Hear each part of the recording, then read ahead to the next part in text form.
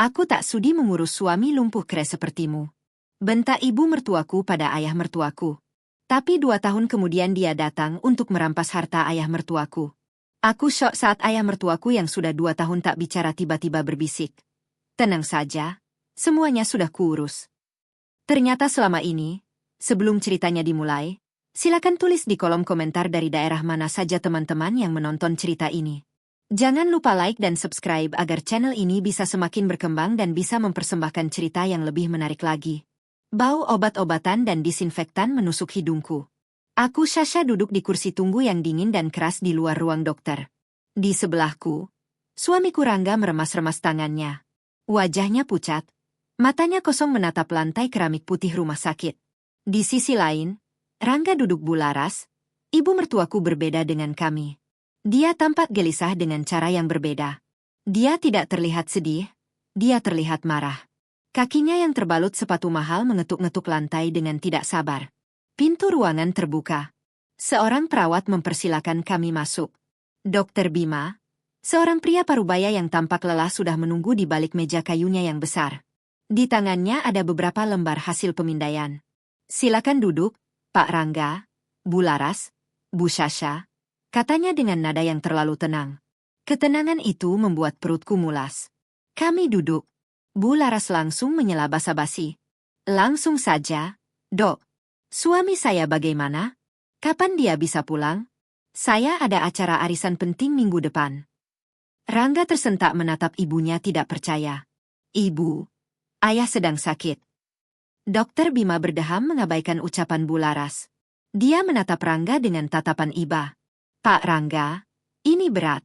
Berdasarkan hasil pemeriksaan penuh, kecelakaan itu menyebabkan kerusakan parah pada saraf tulang belakang Pak Surya. Jantungku serasa berhenti berdetak. Kerusakan ini bersifat permanen. Beliau mengalami kelumpuhan total dari pinggang ke bawah. Dan saya minta maaf, fungsi motorik tangan dan kemampuan bicaranya juga terganggu parah. Dia bisa mengerti, tapi akan sangat sulit untuk merespon. Rangga menutup wajahnya dengan kedua tangan, bahunya berguncang. Aku mengulurkan tangan, mengusap punggungnya, meski tanganku sendiri gemetar hebat. Permanen lumpuh, suara Bu Laras terdengar tajam dan dingin. Jadi maksud dokter dia akan jadi sayur? Tidak bisa apa-apa lagi? Dokter Bima mengangguk pelan. Beliau akan membutuhkan perawatan penuh 24 jam. Makan, minum, mandi, buang air. Semuanya harus dibantu. Bu Laras tertawa. Tawa yang kering dan mengerikan. Perawatan penuh? Dengan apa kami membayarnya? Dokter tahu perusahaannya sudah bangkrut. Bahkan sebelum kecelakaan ini. Ibu. Rangga membentak. Apa itu kenyataan? Bu Laras berdiri. Saya tidak mau tahu. Saya mau pulang. Dia berbalik dan keluar dari ruangan dokter begitu saja, meninggalkan Rangga yang hancur dan aku yang bingung. Perjalanan pulang adalah siksaan dalam diam. Rangga mengemudi dengan tatapan kosong. Aku duduk di belakang, tidak tahu harus berkata apa. Bu Laras duduk di depan, menatap keluar jendela, seolah-olah dia baru saja pulang dari belanja yang mengecewakan. Setibanya di rumah, sebuah ambulans sudah menunggu. Mereka memindahkan Pak Surya, ayah mertuaku, ke kamar tamu di lantai bawah. Pria yang dulu tegap dan berwibawa itu kini terbaring tak berdaya di ranjang. Matanya terbuka, menatap langit-langit dengan hampa. Ada selang infus menancap di tangannya. Begitu perawat ambulans pergi, Bu Laras memulai. Dia mondar-mandir di ruang tamu. Wajahnya merah padam. Aku tidak mau, desisnya. Rangga yang sedang terduduk lesu di sofa mengangkat kepalanya. Ibu, apa maksudmu? Ini ayah. Kita harus merawatnya. Kita? Maksudmu kalian? Bu Laras menunjuk Rangga lalu berganti menunjukku dengan jari telunjuk yang gemetar karena marah. Aku tidak mendaftar untuk ini. Aku menikah dengan pria sukses, pria kuat, bukan seonggok daging tak berguna di kamar itu. Air mataku mulai menggenang. Bu, tolong jangan berkata begitu. Ini musibah. Matanya menyorot tajam padaku. Kau diam. Kau pikir kau siapa? Pembawa sial. Sejak kau masuk rumah ini, semuanya jadi berantakan. Perusahaan suamiku bangkrut dan sekarang dia lumpuh.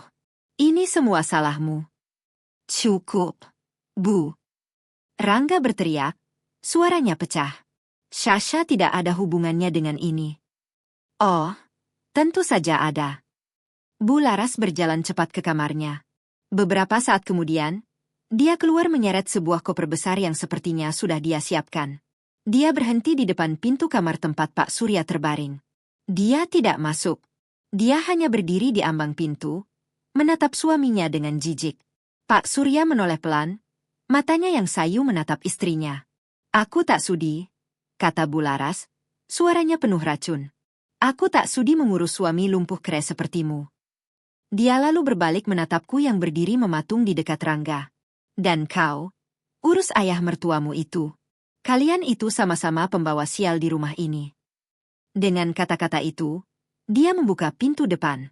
Sebuah taksi sudah menunggu di luar. Dia sudah memesannya. Ibu, jangan pergi, Bu. Rangga berlari mengejarnya, mencoba memegang lengan ibunya. Bu Laras mengibaskan tangan Rangga dengan kasar. Lepaskan aku. Aku muak dengan kemiskinan ini. Aku muak dengan kalian semua. Dia masuk ke dalam taksi. Pintu dibanting. Taksi itu melaju, menghilang di tikungan jalan, meninggalkan Rangga yang terduduk di aspal depan rumah, menangis seperti anak kecil. Aku terdiam. Dunianya runtuh. Hatiku hancur melihat suamiku. Setelah beberapa saat, aku memaksakan kakiku melangkah. Aku membantu Rangga berdiri dan memapahnya masuk rumah. Dia duduk di sofa, menenggelamkan wajahnya di bantal. Terisak hebat. Aku berjalan pelan ke kamar ayah mertua. Pak Surya masih menatap langit-langit. Tapi aku melihat sesuatu yang tidak kulihat tadi. Setetes air mata mengalir perlahan dari sudut matanya. Dia mendengar semuanya. Rasa iba yang luar biasa melandaku. Aku mengambil tisu dan dengan lembut menyeka air matanya. Aku harus kuat. Untuk Rangga. Untuk ayah. Saat aku hendak membenarkan posisi bantalnya agar lebih nyaman, tanganku merasakan ada sesuatu yang keras dan kecil di bawah sarung bantal. Aku merogohnya. Sebuah kunci. Bukan kunci rumah biasa. Kunci itu kecil, berwarna perunggu dengan ukiran yang rumit di gagangnya. Kuno sekali. Aku menatap kunci di telapak tanganku lalu menatap Pak Surya. Matanya terpejam. Napasnya terdengar berat. Entah kenapa, sebuah insting menyuruhku untuk tidak bicara. Aku menggenggam erat kunci itu, merasakan logam dinginnya menekan kulitku. Lalu tanpa sepengetahuan Rangga yang masih tenggelam dalam kesedihannya, aku memasukkan kunci kecil itu ke dalam saku celanaku. Ini adalah rahasia pertamaku. Pagi pertama setelah kepergian Bu Laras adalah pagi terberat dalam hidup kami. Rumah yang biasanya rapi kini terasa dingin dan hampa. Bau pesing yang samar tercium dari kamar ayah mertua. Dia mengompol. Rangga dengan mata bengkak hanya berdiri diam di pintu kamar. Dia tidak tahu harus berbuat apa. Aku menarik napas panjang. Rangga, tolong siapkan air hangat di ember dan ambilkan handuk bersih. Aku akan mencari kain pel. Itulah awal mula dari 2 tahun penuh ujian. 2 tahun yang terasa seperti 20 tahun. Kenyataan menghantam kami seperti badai. Bu Laras tidak hanya pergi, dia juga menguras habis sisa tabungan bersama mereka. Kami benar-benar tidak punya apa-apa kecuali rumah ini yang ternyata juga sudah hampir disita bank. Rangga terpaksa banting tulang. Dia mengambil pekerjaan apa saja. Pagi hari dia menjadi pengemudi ojek online, menerjang panas dan hujan. Sore hari dia bekerja sebagai kuli panggul di pasar induk, mengangkat karung-karung beras dan sayuran.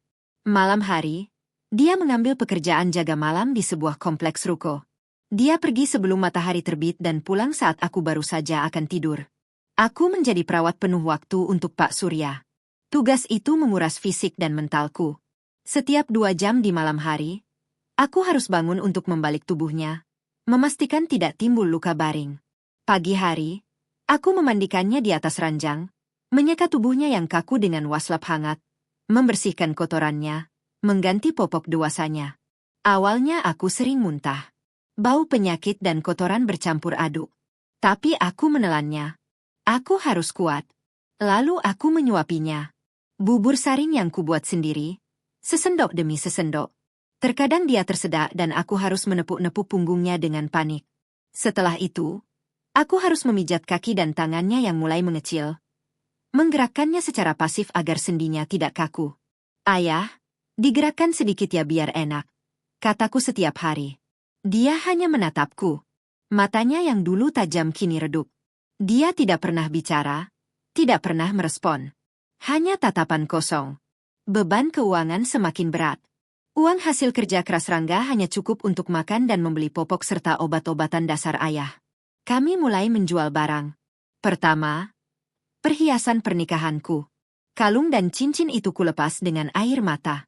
Maafkan aku, Rangga, kataku malam itu. Rangga memelukku erat. Kaulah perhiasanku yang sebenarnya, Sasha. Emas itu tidak ada artinya. Lalu kami menjual perabot. Sofa mewah yang dulu diduduki Bularas. Lemari pajangan berisi kristal. Televisi besar di ruang tengah. Rumah kami perlahan menjadi kosong. Hanya tersisa barang-barang paling penting. Tetangga mulai berbisik. Aku mendengarnya saat membeli sayuran di warung. Kasihannya si Rangga ditinggal ibunya. Sekarang harus mengurus bapaknya yang lumpuh. Untung istrinya si Sasha itu sabar sekali. Kalau aku jadi dia sudah kabur dari dulu. Memang benar Bularas itu keterlaluan. Tega sekali meninggalkan suaminya. Aku hanya pura-pura tidak dengar. Aku memikul semuanya dalam diam. Satu-satunya hiburanku adalah berbicara dengan Pak Surya. Meskipun dia tidak merespon, aku merasa dia mendengarkan. Saat Rangga belum pulang dan pekerjaan rumah sudah selesai, aku akan duduk di samping ranjangnya. Ayah tahu, tadi harga cabai naik lagi. Pusing kepalaku, kataku sambil tersenyum kecut. Rangga tadi pagi mengeluh motornya mulai batuk-batuk. Semoga tidak rusak parah. Kami tidak punya uang untuk ke bengkel. Aku membacakan koran bekas yang kudapat dari tetangga untuknya. Berita politik, olahraga, apa saja. Aku hanya ingin dia mendengar suara manusia. Tahun pertama berlalu. Lebaran datang. Tidak ada baju baru. Tidak ada makanan mewah. Hanya ada kami bertiga. Aku dan Rangga bersimpu di samping ranjang ayah, meminta maaf atas segala kekurangan kami dalam merawatnya. Dan seperti biasa, hanya keheningan yang menjawab. Memasuki tahun kedua, ujian semakin berat. Rumah nyaris disita. Rangga harus meminjam uang pada rentenir untuk menambal utang bank. Kami hidup dalam ketakutan. Suatu sore di musim hujan, tepat 2 tahun setelah Bularas pergi, Rangga sedang bekerja. Hujan turun sangat deras. Aku sedang merapikan kamar Pak Surya, mengganti sprei. Di sudut kamar berdiri sebuah meja tulis tua dari kayu jati. Itu satu-satunya perabot milik ayah yang tidak kami jual. Aku mengelap debu di atasnya. Ada satu laci yang terkunci. Aku tidak pernah mencoba membukanya. Tiba-tiba aku teringat sesuatu. Kunci. Aku berlari ke kamarku, membuka kotak perhiasanku yang kini kosong. Di dasarnya tergeletak kunci perunggu kecil yang kutemukan di bawah bantal ayah 2 tahun lalu. Aku sudah hampir melupakannya. Jantungku berdebar. Aku kembali ke kamar ayah. Pak Surya sedang tidur. Napasnya teratur. Dengan tangan sedikit gemetar, aku memasukkan kunci itu ke lubang kunci laci. Klik. Kunci itu pas dan berputar dengan mulus. Laci itu terbuka. Tidak banyak isinya. Hanya ada beberapa surat tua, beberapa foto hitam putih ayah dan Rangga saat masih kecil. Tidak ada foto Bularas. Di bagian paling bawah tergeletak sebuah buku ban. Buku ban tua. Sampulnya biru pudar dari bank yang sudah lama bangkrut dan merger. Aku mengambilnya. Debu menempel di jari-jariku. Kubuka halaman pertama. Nama pemilik, Bambang Susilo. Keningku berkerut. Siapa Bambang Susilo? Aku melihat alamatnya. Alamat yang tertera adalah alamat rumah ini. Aku membalik ke halaman terakhir. Catatan transaksi terakhir 5 tahun yang lalu. Dan saldonya, Rp100.000. Aku terdiam. Apa ini? Selama 2 tahun ini aku menyimpan kunci ini, mengharapkan sebuah jawaban, sebuah keajaiban. Dan yang kutemukan hanya buku ban atas nama orang asing dengan saldo yang bahkan tidak cukup untuk membeli popok ayah selama seminggu. Aku memandang Pak Surya yang tertidur. Kenapa beliau menyimpan ini? Kenapa laci ini dikunci? Kenapa namanya Bambang Susilo? Rasa kecewa menjalari hatiku. Tapi di baliknya, ada rasa penasaran yang baru. Ini bukan sekadar buku bank. Ini sebuah rahasia. Aku tidak tahu rahasia apa. Aku menutup buku bank itu. Aku memasukkannya kembali ke dalam laci bersama dengan foto-foto dan surat tua. Aku mengunci laci itu lagi dan menyimpan kuncinya di tempat semula. Aku memutuskan untuk tidak memberitahu Rangga. Bebannya sudah terlalu berat. Aku tidak mau menambahinya dengan teka-teki aneh ini. Biarlah ini menjadi rahasiaku dan ayah, sampai aku tahu apa artinya. Pagi itu dimulai seperti 1000 pagi lainnya. Aku bangun, merebus air, dan menyiapkan bubur saring untuk Pak Surya. Aroma bubur tawar yang hambar sudah menjadi parfum permanen di rumah kami. Rangga sudah berangkat sejak subuh buta, mencoba mengambil penumpang pertama. Tubuhnya semakin kurus, tapi otot-otot lengannya mengeras seperti baja. Lingkaran hitam di bawah matanya seakan permanen. Aku membersihkan Pak Surya, mengganti popoknya, menyekanya dengan air hangat. Seperti biasa, dia hanya menatapku. Tidak ada respon. Hari ini cuacanya cerah, ya, kataku sambil memijat kakinya yang dingin. Semoga Rangga dapat banyak penumpang. Aku membaringkannya kembali, menyelimutinya, lalu membereskan rumah. Rumah kami sudah sangat kosong. Hanya ada satu meja makan kayu, 2 kursi, dan kasur kami di lantai. Ruang tamu benar-benar melompong. Gema langkah kakiku terdengar jelas di lantai keramik yang retak. Uang hasil menjual sofa sudah lama habis untuk membayar cicilan utang rentenir. Sekitar pukul 10 pagi, saat aku sedang menjemur pakaian terakhir, sebuah mobil berhenti di depan rumah kami. Itu bukan mobil biasa. Mobil itu hitam, mengilap, dan terlihat sangat mahal. Aku menghentikan aktivitasku. Jantungku berdebar. Apakah itu orang ban? Atau rentenir? Seorang pria keluar dari mobil itu. Dia tinggi, rapi, dan mengenakan setelan jas abu-abu yang tampak sangat mahal. Dia membawa sebuah koper kulit. Pria itu memandang rumah kami, lalu berjalan menuju gerbang. Permisi, sapanya sopan. Apa benar ini kediaman Pak Surya? Aku mengangguk kaku. Benar, Pak. Saya Sasha, menantunya. Ada perlu apa ya? Pria itu tersenyum tipis. Saya Rendra. Pak Rendra. Saya pengacara pribadi Pak Surya. Aku membeku. Pengacara? Iya. Bolehkah saya masuk? Ada hal penting yang harus saya sampaikan. Sejak kapan ayah punya pengacara? Apalagi pengacara semahal ini. Kami bahkan tidak bisa membayar pengacara untuk urusan utang kami. Silakan, Pak. Kataku sambil membukakan pintu. Dia melangkah masuk. Matanya memindai seisi ruangan yang kosong. Dia tampak sedikit terkejut, tapi cepat menyembunyikan ekspresinya. Silakan duduk, Pak. Maaf, tidak ada sofa. Bisa duduk di kursi makan. Kataku malu. Tidak masalah, Bu Sasha. Katanya tenang. Dia duduk di kursi kayu yang sudah mulai reot. Aku cepat-cepat ke dapur. Kami tidak punya teh atau kopi. Hanya ada air putih. Aku menuangkannya ke gelas terbaik yang kami punya. Gelas yang tidak retak, lalu menyuguhkannya. Dia mengangguk berterima kasih. Suami Anda ada? Suami saya, Rangga, sedang bekerja. Pak, ayah mertua saya ada di kamar, tapi kondisinya. Saya tahu, potong Pak Rendra. Aku terdiam. Saya sudah mencoba melacak keberadaan keluarga Anda selama beberapa bulan terakhir. Sejak Bu Laras pergi, jejak kalian sulit ditemukan. Saya baru tahu alamat ini dari catatan ban yang sudah lama. Dia membuka koper kulitnya. Isinya bukan pakaian, tapi tumpukan dokumen yang tebal dan rapi. Bu Sasha, saya sudah ditunjuk oleh Pak Surya sebagai kuasa hukumnya sejak 15 tahun yang lalu. Beliau menunjuk saya untuk mengelola sebuah aset amanah yang diwariskan dari kakek beliau. Keningku berkerut. Aset amanah. Saya tahu apa yang Anda pikirkan, kata Pak Rendra. Perusahaan Pak Surya memang bangkrut. Itu bisnis beliau sendiri. Tapi aset ini berbeda. Ini adalah warisan keluarga yang dikunci. Aku mulai merinding. Aset ini tidak bisa dicairkan, tidak bisa dijual, tidak bisa diganggu-gugat, sampai pada tanggal jatuh tempo yang sudah ditentukan dalam surat wasiat.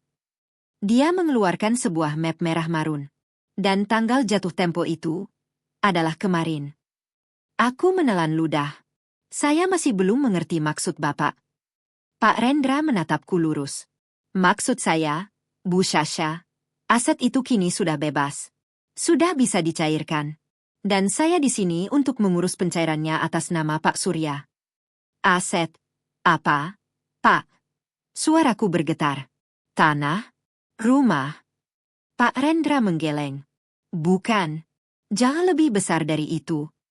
Dia berhenti sejenak, lalu mengucapkan kalimat yang membuat duniaku berhenti. Ini adalah dana investasi luar negeri, senilai 100 miliar rupiah. Hening. Aku tidak bereaksi. Otakku menolak memproses angka itu. Maaf, berapa, Pak? 100 miliar, Bu Sasha. Aku tertawa. Tawa kering. Pak, ini tidak lucu. Bapak mau menipu kami ya? Kami tidak punya apa-apa. Rumah ini saja mau disita. Pak Rendra tidak tersinggung. Dia hanya mendorong map itu ke arahku. Saya tidak bercanda. Silakan lihat sendiri. Tanganku gemetar saat membuka map itu. Aku tidak mengerti bahasa hukumnya, tapi aku melihat angka itu. Angka 1, diikuti deretan 0 yang begitu panjang. Air mataku langsung jatuh. Ya Tuhan. Aku menangis. Bukan karena sedih. Aku bahkan tidak tahu ini perasaan apa. Rangga. Rangga harus tahu. Aku merogoh dasterku mencari ponsel. Bu Sasha. Suara Pak Rendra lembut. Aku berhenti. Aset ini dijaga sangat ketat oleh Pak Surya. Bahkan mungkin Bu Laras tidak mengetahuinya. Aku terdiam. Beliau lebih memilih perusahaannya bangkrut daripada melanggar amanah itu. Jantungku berdegup kencang. Aku langsung teringat. Buku ban. Nama Bambang Susilo. 100.000 rupiah. Apakah itu bagian dari rahasia ini? Pikiranku berputar. 100 miliar. Rangga tidak perlu lagi jadi kuli panggul. Kami bisa melunasi semua utang. Kami bisa merawat ayah dengan layak. Aku terisak. Ketika tiba-tiba, pintu depan digedor keras. Gedor. Gedor. Gedor. Aku tersentak. Suara itu, suara yang sudah 2 tahun tidak kami dengar. Aku dengar ada pesta. Kalian tidak mengundangku. Jantungku serasa jatuh. Rangga belum pulang. Aku menoleh ke pintu. Dengan tangan gemetar. Pintu itu terbuka paksa. Dan di sanalah dia berdiri. Bu Laras. Bu Laras tampak berbeda. Jika 2 tahun lalu dia pergi dengan kemarahan, kini dia kembali dengan aura kemenangan. Rambutnya tersanggul rapi, berkilau tanpa celah. Gaun sutra merah menyala membalut tubuhnya dengan sempurna. Kacamata hitam bertengger di atas kepala. Anting berlian menjuntai di telinganya. Dia tampak seperti sosialita, bukan seperti seseorang yang pernah tinggal di rumah kosong ini. Aroma parfumnya yang mahal langsung memenuhi ruangan. Kontras dengan bau obat dan bubur tawar yang selama ini memenuhi rumah kami. Dia melangkah masuk. Sepatu hak tingginya berketuk tajam di lantai. Matanya menyapu ruangan yang kosong. Dia mencibir. Ya ampun. Jadi begini sekarang tempat tinggal kalian? Seperti kandang tikus. Di belakangnya muncul seorang pria. Penampilannya jauh berbeda dengan Pak Rendra. Jasnya mengilap dan terlihat murahan. Senyumnya licik. Aku langsung merasa tidak enak. Rangga masuk dari luar tepat saat itu. Nafasnya masih terengah-engah. Ibu. Suaranya tercekat. Bu Laras bahkan tidak menatapnya. Pandangannya langsung tertuju pada Pak Rendra. Lalu, ke map merah di atas meja. Senyumnya melebar. Jadi itu dia harta karunnya. Jantungku berdegup kencang. Bagaimana ibu tahu? Suaraku gemetar. Bu Laras tertawa kecil. Sasha sayang, kamu pikir aku bodoh? Dia melangkah mendekat. Aku memang pergi, tapi aku tidak pernah berhenti mengawasi. Darahku dingin. Aku punya orang di ban. Aku tahu soal wali amanat itu. Aku tahu tanggal jatuh temponya. Dia tersenyum penuh kemenangan. Aku hanya menunggu waktu yang tepat. Dia menoleh ke pria di belakangnya. Silakan, Pak pengacara. Pria itu maju. Saya Riko, pengacara dari Ibu Laras. Aku menelan ludah. Kami di sini untuk membahas pembagian aset. Tidak ada yang perlu dibagi, bentak Rangga. Itu uang ayah. Betul sekali, kata Riko santai. Tapi, klien saya adalah istri sah Pak Surya. Dunia seakan berhenti. Secara hukum, mereka masih suami istri. Aku membeku. Surat nikah mereka masih sah. Tidak pernah ada perceraian.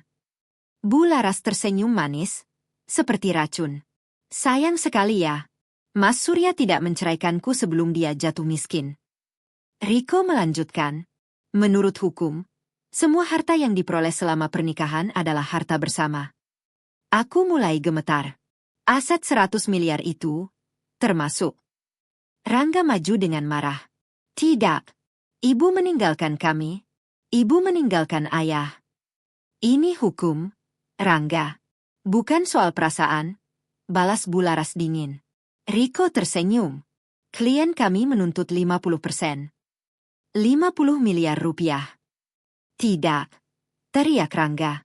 Dia hampir menerjang, tapi aku menahannya. Kau tidak tahu malu. Bu Laras hanya tersenyum. Terima kasih ya, Sasha, sudah merawat asetku selama ini. Kalimat itu menusuk lebih dalam dari pisau. Semua pengorbananku, dia sebut, aset. Pak Rendra akhirnya bicara. Anda sadar Anda telah menelantarkan suami Anda. Buktikan, jawab Riko santai. Sakitnya saja belum tentu seperti yang kalian bilang. Aku gemetar. Mereka memutarbalikkan semuanya. Besok kami kirim somasi, kata Bu Laras. Siapkan jawaban kalian. Dia berbalik, berjalan keluar dengan penuh kemenangan. Sebelum pergi, dia menoleh. Nikmati sisa hari kalian, orang miskin. Mobilnya pergi, meninggalkan kami dalam kehancuran. Rangga perlahan jatuh ke lantai. Kita kalah, Sasha. Aku menatap Pak Rendra. Wajahnya serius. Kita mungkin kalah. Kalimat itu menghancurkan harapan terakhir kami. Keheningan menyelimuti rumah kami. Kita mungkin kalah. Kata-kata Pak Rendra menggantung di udara seperti vonis. Rangga tertawa pelan. Tawa yang lebih mirip tangisan. Kalah? Bisiknya. Dia berdiri perlahan. Tangannya mengepal kuat. Jadi 2 tahun ini sia-sia. Dia memukul dinding keras. Setiap hari aku bangun pagi. Teriaknya. Aku kerja sampai tubuhku hancur. Aku dihina. Aku jadi kuli. Matanya merah. Untuk apa semua itu? Dia menatapku. Untuk apa semua pengorbananmu, Sasha? Aku tidak bisa menjawab. Air mataku jatuh tanpa suara. Pak Rendra menarik kursi. Kita harus berpikir. Ini belum selesai. Rangga mengusap wajahnya kasar. Jelaskan, Pak. Bagaimana hukum bisa sekejam ini? Pak Rendra menarik napas panjang. Hukum tidak melihat moral. Hukum melihat bukti. Dan bukti terkuat ada di tangan Bu Laras. Surat nikah, bisikku lemah. Betul. Selama itu ada, dia masih istri sah. Tapi dia menelantarkan ayah, teriak Rangga. Bisa dibuktikan? Tanya Pak Rendra tenang. Kami terdiam. Itu akan jadi kata melawan kata. Dan dia punya pengacara. Aku mulai putus asa. Kita bisa kalah, dan uang itu akan dibekukan selama proses hukum. Jantungku berdebar. Itu berarti, kita tetap miskin, dan rumah ini tetap bisa disita. Rangga menunduk. Kita dijebak.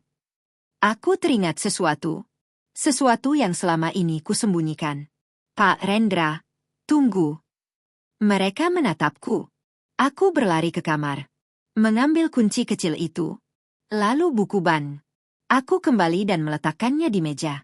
Aku menemukan ini 2 tahun lalu. Pak Rendra mengambilnya. Dia membaca. Bambang Susilo. Dia membuka halaman terakhir. RP 100.000. Rangga tertawa pahit. Itu lelucon lainnya. Pak Rendra mengernyit. Ini aneh. Dia membolak-balik buku itu. Nama samaran, disembunyikan, Tapi saldonya kecil sekali. Dia menggeleng. Ini bukan bukti hukum. Hatiku jatuh. Harapan terakhirku hilang. Rangga berdiri. Dia menatap keluar jendela. Aku akan membunuhnya. Aku langsung berdiri. Rangga. Aku serius. Suaranya dingin. Aku lebih baik di penjara daripada melihat dia mengambil uang itu. Jangan. Pak Rendra ikut berdiri. Itu bukan solusi. Lalu apa? Teriak Rangga. Menyerah. Pak Rendra terdiam sejenak. Kita bisa negosiasi. 10 miliar atau 15 miliar. Tidak. Rangga menggebrak meja. Gelas jatuh. Air tumpah. Aku tidak akan beri dia 1 rupiah pun. Aku menangis. Semua terasa gelap. Semua terasa sia-sia. Ruangan itu dipenuhi emosi. Marah. Takut. Putus asa. Lalu, terdengar suara. Suara batuk. Bukan batuk biasa. Suara berdeham. Kami semua membeku. Suara itu datang dari kamar Pak Surya. Kami saling pandang. Jantungku berdetak keras. Lalu, suara itu terdengar lagi. Tenang saja. Kami membeku total. Suara itu, suara yang sudah 2 tahun tidak pernah kami dengar. Semuanya sudah kuurus. Aku gemetar. Ayah. Rangga berbisik. Kami berlari ke kamar. Pintu dibuka. Pak Surya masih diranjang. Tapi, matanya tidak lagi kosong. Matanya hidup, tajam. Menatap kami satu persatu. Penuh kesadaran. Penuh perhitungan. Pak Rendra maju pelan. Pak Surya, Anda bisa bicara? Pak Surya menggerakkan bibirnya. Aku mendengar semuanya. Rangga jatuh berlutut. Ayah. Tangannya digenggam. Dan Pak Surya membalas genggaman itu. Aku menutup mulutku. Air mata jatuh lagi. Tapi kali ini, bukan karena putus asa. Pak Surya menatapku. Sasha, maafkan ayah. Aku gemetar. Selama ini, dia menarik napas. Ayah tidak lumpuh sepenuhnya. Dunia seakan berhenti lagi. Aku membeku. Ayah, maksudnya, suaraku bergetar. Pak Surya menatap kami satu persatu. Kecelakaan itu nyata. Kelumpuhanku juga nyata. Tapi hanya selama 6 bulan pertama. Kami semua terdiam. 6 bulan aku benar-benar tidak bisa apa-apa. Aku hanya bisa melihat dan mendengar. Dia menatap Rangga. Ayah melihatmu bekerja tanpa henti. Nak, mendengar kau menangis diam-diam. Lalu dia menatapku. Dan aku melihatmu, Sasha, merawatku tanpa mengeluh. Membersihkan kotoranku, menyuapiku, berbicara padaku setiap hari. Air mataku jatuh. Kau tulus. Hatimu emas. Dadaku sesak. Lalu wajah Pak Surya berubah dingin. Dan aku juga mendengar bularas. Ruang itu terasa membeku. Aku mendengar semua hinaannya, bahkan sebelum dia pergi. Suara Pak Surya mengeras. Suamiku sudah jadi bangkai hidup. Aku harus pergi dari neraka ini. Itu yang dia katakan. Rangga mengepalkan tangan. Hari dia pergi. Lanjut Pak Surya. Adalah hari pertama aku bisa menggerakkan jari kakiku. Aku membelalak. Tapi setelah aku mendengar ucapannya, aku membuat keputusan. Ayah memilih untuk tetap diam. Kenapa, ya? Suara Rangga pecah. Pak Surya menatapnya tajam. Karena uang itu. Dia menatap kami berdua. 100 miliar itu bukan sekadar uang, itu amanah. Sebelum kakekmu meninggal, dia berkata. Suara Pak Surya menjadi dalam. Harta ini hanya boleh jatuh ke tangan orang yang hatinya lebih berharga dari emas, bukan pada serigala berbulu domba. Aku merinding. Ayah harus tahu. Siapa yang pantas? Aku menahan napas. Jadi selama 1,5 tahun terakhir, ayah pura-pura lumpuh. Aku menutup mulutku. 1,5 tahun. Ayah memuji kalian. Mataku langsung berkaca-kaca. Setiap hari, adalah ujian. Menahan diri untuk tidak bicara, melihat kalian menderita. Itu siksaan terbesar dalam hidup ayah. Aku tidak bisa menahan tangis. Tapi ayah harus yakin. Aku langsung teringat sesuatu. Kunci itu. Pak Surya tersenyum tipis. Itu ujian pertama untukmu, Sasha. Aku terpaku. Ayah sengaja menaruhnya di bawah bantal. Bambang Susilo adalah nama samaran kakek. Saldo Rp100.000 itu hanya simbol. Ayah ingin tahu, apakah kamu akan serakah? Aku gemetar. Tapi kamu tidak mengambilnya, tidak memberitahu siapa-siapa. Kamu lulus. Air mataku jatuh deras. Rangga menatapku dengan kagum. Lalu Pak Rendra. Tanya Rangga. Pak Rendra menggeleng. Saya juga baru tahu. Pak Surya melanjutkan. 1 minggu lalu, Sasha meninggalkan ponselnya di kamar. Aku terkejut. Ayah mengambilnya dan mengirim pesan ke Pak Rendra. Saya hidup. Aset jatuh tempo. Datang. Pak Rendra mengangguk. Itu pesan yang saya terima. Suasana berubah. Bukan lagi putus asa, tapi strategi. Rangga berdiri. Matanya menyala. Jadi kita masih punya peluang. Pak Surya tersenyum dingin. Sejak awal, ayah sudah menyiapkan semuanya. Aku merinding. Termasuk Bu Laras. Ayah sengaja membiarkan kabar 100 miliar itu bocor. Ayah ingin dia datang. Ayah ingin dia menunjukkan sifat aslinya. Aku menelan ludah. Tapi secara hukum. Benar, kata Pak Surya. Kita bisa kalah jika kita bertarung biasa. Lalu, Pak Surya menatap kami tajam. Kita tidak akan bertarung biasa. Ruangan itu terasa dingin. Kita akan menjebatnya. Rangga mendekat. Bagaimana? Yah. Pak Surya tersenyum tipis. 1 dokumen yang akan menghancurkan semuanya. Aku merinding. Dia pikir dia datang untuk mengambil 50 miliar. Padahal, dia datang untuk dipermalukan. Hari itu akhirnya tiba. Hari mediasi. Aku tidak tidur semalaman. Jantungku berdebar begitu kencang sampai terasa sakit. Semua ini terasa seperti mimpi. Aku, Rangga, dan Pak Surya, kini berada dalam satu sandiwara besar. Taruhannya bukan hanya uang, tapi harga diri kami. Pagi itu kami bersiap. Rangga mengenakan kemeja batik pudar, satu-satunya yang dia miliki. Kemeja yang sama saat kami menikah dulu. Dia tampak tegang, tapi matanya tajam.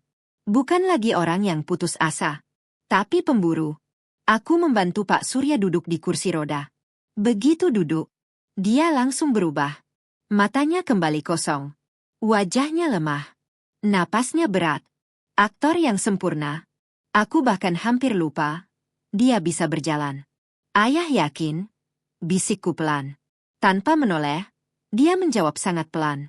Lakukan peranmu, Sasha. Kalian kalah. Aku menelan ludah. Perjalanan ke kantor Pak Rendra terasa aneh. Kami naik mobil bak terbuka pinjaman tetangga. Orang-orang memandang kami dengan iba. Mereka tidak tahu. Kami sedang menuju pertarungan 100 miliar. Gedung kantor Pak Rendra tinggi dan mewah. Kami terlihat seperti orang tersesat di sana.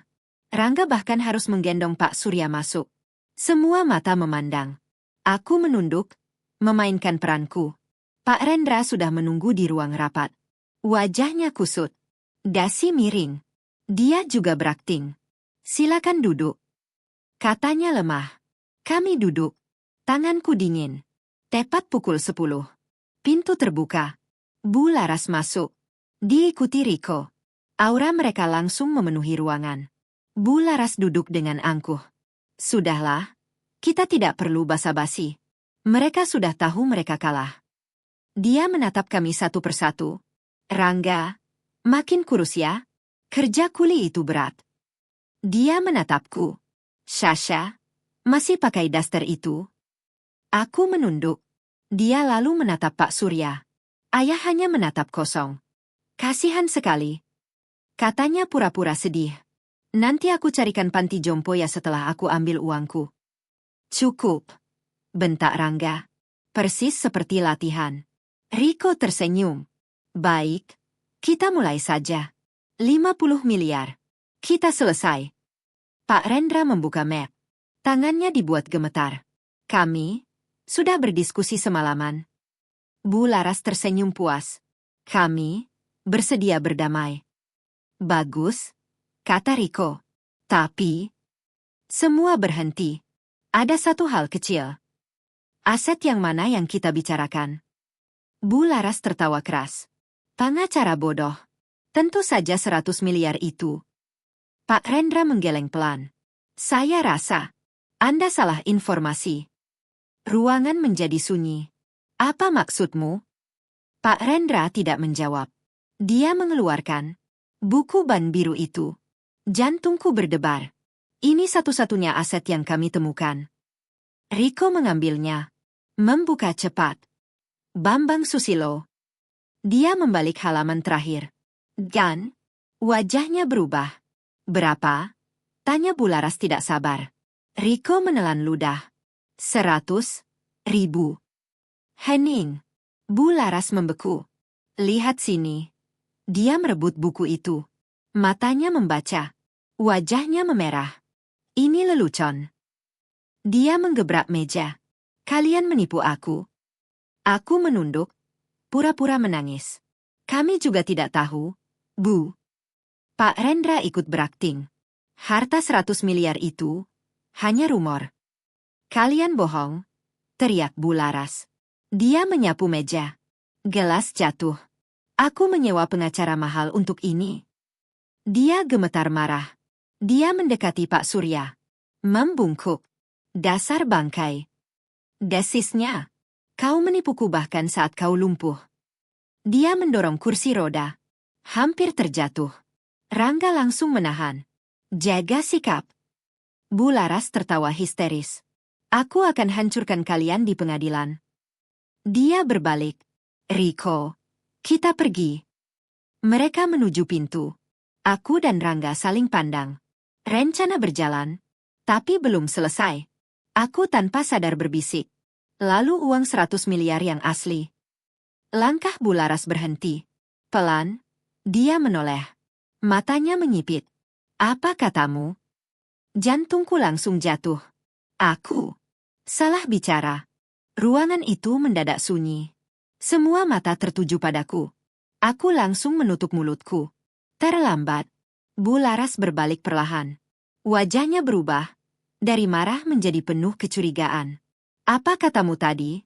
Suaranya pelan, tapi tajam. Riko juga langsung siaga. Uang 100 miliar, yang asli. Ulangnya. Keringat dingin mengalir di punggungku. Aku menatap Rangga. Dia juga panik. Ini di luar rencana. Bu Laras berjalan kembali ke meja. Pelan. Mengintimidasi. Kalian pikir aku bodoh? Dia tersenyum tipis.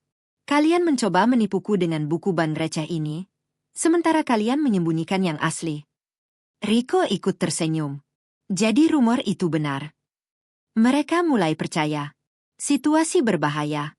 Aku menatap Pak Rendra. Dia tenang. Sangat tenang. Dia menghela napas panjang. Baiklah. Katanya pelan. Aku akui.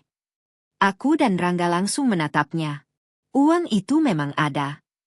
Wajah Bu Laras langsung bersinar. Aku tahu. Tapi nada suara Pak Rendra berubah. Dingin. Tajam. Uang itu tidak bisa Anda sentuh. Omong kosong. Bentak Riko. Itu harta Gonogini. Silakan buktikan di pengadilan. Jawab Pak Rendra santai. Tapi sebelum itu, dia menatap Bu Laras lurus. Kita selesaikan dulu status pernikahan Anda. Bu Laras mulai gelisah. Apa maksudmu? Pak Rendra tersenyum tipis. Pernikahan itu akan berakhir hari ini. Ruangan terasa menegang. Gugatan cerai. Suara Bu Laras bergetar. Benar. Waktu Anda pergi 2 tahun lalu, Pak Surya memberi saya kuasa. Aku menahan napas. Kami tidak menggugat cerai biasa. Kami menggugat atas dasar penelantaran. Riko tertawa kecil. Itu bisa dipatahkan. Kata melawan kata. Pak Rendra tersenyum. Benarkah? Dia menoleh ke asistennya. Tolong, putar videonya. Lampu sedikit diredupkan. Layar besar menyala. Dan aku langsung mengenalinya. Ruang tamu rumah kami. Rekaman CCTV. Jantungku berdegup keras. Video diputar. Kami semua melihat. Adegan 2 tahun lalu. Bularas berdiri di depan Pak Surya. Suara itu terdengar jelas. Aku tak sudi mengurus suami lumpuh kere sepertimu. Wajah Bularas di layar penuh hinaan. Bularas yang asli. Membeku. Wajahnya pucat. Video berlanjut. Dan kau. Urus ayah mertuamu itu. Pembawa sial. Suasana ruangan berubah dingin. Riko mulai panik. Keringat muncul di dahinya. Video menunjukkan. Bularas menyeret koper. Membanting pintu. Meninggalkan Rangga yang menangis di depan rumah. Pak Rendra menekan pos. Sunyi. Mematikan. Dia berjalan pelan. Berdiri di samping Bularas. Ini bukan kata melawan kata. Ini bukti. Suara Pak Rendra tajam. Rekaman utuh, tanpa putus. Menunjukkan Anda menghina, dan menelantarkan suami Anda. Bularas gemetar. Dia tidak bisa bicara. Pak Rendra melanjutkan. Kami tidak menggugat cerai untuk membagi harta. Dia menatap lurus ke mata Bularas. Kami menggugat untuk mencabut hak Anda. Ruangan itu benar-benar hening. Dan untuk pertama kalinya, Bularas kehilangan kendali. Bularas mundur selangkah. Wajahnya pucat. Matanya menatap layar, lalu ke arah kami. Tidak. Ini tidak sah. Suaranya gemetar. Riko juga kehilangan kepercayaan diri. Rekaman ini bisa saja direkayasa. Pak Rendra tersenyum tipis. Kami sudah siapkan forensik digital. Silakan uji di pengadilan. Riko terdiam. Dia tahu mereka kalah. Bularas menggeleng. Ini jebakan. Benar, jawab Pak Rendra tenang. Jebakan? Untuk menunjukkan siapa Anda sebenarnya. Tanganku gemetar. Aku menatap Pak Surya. Dia masih diam di kursi roda, memainkan perannya. Bularas menatapnya penuh kebencian. Kau. Suaranya bergetar. Kau merencanakan ini semua. Pak Surya tidak menjawab. Masih diam, seperti orang lumpuh. Itu justru membuat Bularas semakin frustasi. Aku tidak akan kalah, teriaknya. Aku tetap akan menuntut 50 miliar itu. Pak Rendra menggeleng pelan. Silakan. Tapi setelah putusan cerai atas dasar penelantaran keluar, hak Anda atas harta itu, 0. Kata, 0, itu. Seperti palu godam. Bularas terdiam. Tubuhnya gemetar. Seluruh rencananya runtuh dalam sekejap. Dia datang untuk mengambil 50 miliar. Dan pulang tanpa apa-apa. Bahkan, kehilangan segalanya. Status, hak, harga diri. Riko menunduk. Bu, kita harus pergi. Untuk pertama kalinya, Bularas terlihat kalah. Dia mengambil tasnya dengan tangan gemetar. Matanya masih menatap kami penuh kebencian. Kalian akan menyesal. Tapi suaranya tidak lagi kuat. Dia berbalik, melangkah keluar.